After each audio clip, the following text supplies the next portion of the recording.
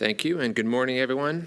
I am Jack Rotherham, the publisher of The Hill, and thank you all for joining us, and welcome to this morning's event, Overcoming Obstacles, Patient Access to Innovation. I would like to first thank our sponsor and partner, Eli Lilly and Company. We really appreciate the partnership, and we're looking forward to a wonderful event. Breakthrough therapies and new innovative treatments are offering many patients the promise of a healthier life. However, in a highly complex healthcare system, not everyone is able to experience the benefits of these new medicines. Our conversations today will examine the barriers standing between some of these patients and the treatments they need and what needs to be done. We will be hearing from the administration, and we're looking forward to that, and experts around what changes can be put in place to ensure patients are at the center of the drug delivery system. But first, a few quick housekeeping notes. In addition to our audience here at the museum, we are also live streaming on thehill.com. Please keep your phones on silent throughout the duration of the program, but we do encourage you to engage in the conversation on social media. In fact, you can follow us on Facebook, Twitter, Instagram, and LinkedIn at The Hill Events, and join the conversation using the hashtag TheHillRxAccess. We are going to be taking questions during the program, so please be on the lookout for members of our team with handheld mics, and we do ask that you identify yourself and your affiliation. Finally, you will receive an electronic survey at the conclusion of today's event, as we are always eager to hear how we can make our events even more dynamic. And I do encourage you and appreciate the taking of a few moments to provide your feedback on today's program. Before we get underway, I would like to introduce our sponsor and partner for brief remarks. Please join me in welcoming on stage Pete Saltzman, Global Brand Development Leader with Eli Lilly and Company. Pete, the floor is yours. Thanks, Jack. Good morning and welcome to what will be a highly engaging discussion on patient access to innovation. By way of background, I'm a general internist with 20 years of experience in pharmaceutical medicine. I've treated patients, I've negotiated with insurers, and I now work in immunology drug development. The potential to bring new innovations to help providers tailor their treatment programs and to help even more patients is incredibly motivating. It's why I love my job. It's critical, though, for patients to have access to these innovations that could help make a difference in their lives.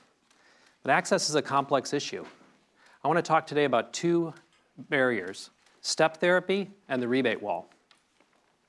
These two challenges are uniquely strong within the field of immunology.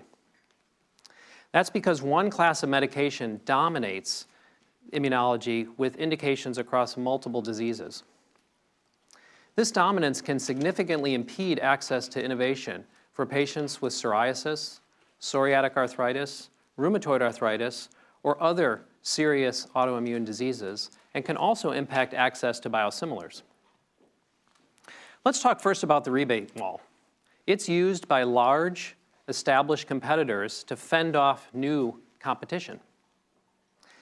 It relies really on three factors.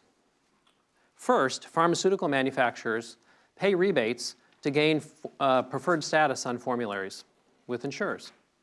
Second, some diseases have less innovation than others because there's fewer indicated medications in those diseases.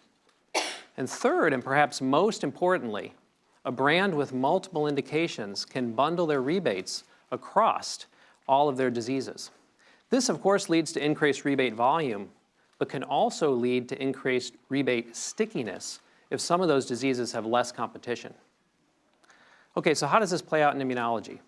Well, there's one class of medications, anti-TNFs, that have been on the market for a while and have multiple indications across dermatology, rheumatology, gastroenterology, and even other areas.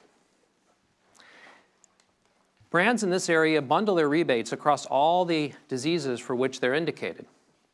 Presumably, exclusionary conditions or some other rebate conditions result in new targeted therapies being stepped behind the anti-TNFs. This is true even if the new targeted therapy has demonstrated clinical superiority in a head-to-head trial for one specific indication. And that's because step therapy programs require patients to first try on-formulary medications before using non-formulary medications, even if there's a suggestion that the non-formulary medication would benefit them more from the start. Within immunology, insurers are in a bind. If they add a new targeted therapy with a single indication, they risk losing rebates across the entire portfolio of indications that the TNF has. For some of these diseases, again, competition is low with fewer alternatives available. These indications with less competition provide anti-TNFs with tremendous leverage across their entire portfolio of indications. In fact, based on the size of lost rebates from all the conditions, a new medication with a single indication could be offered free with a 100% rebate and might still be a money loser for payers if they placed it first line along with the anti-TNFs due to the lost rebates.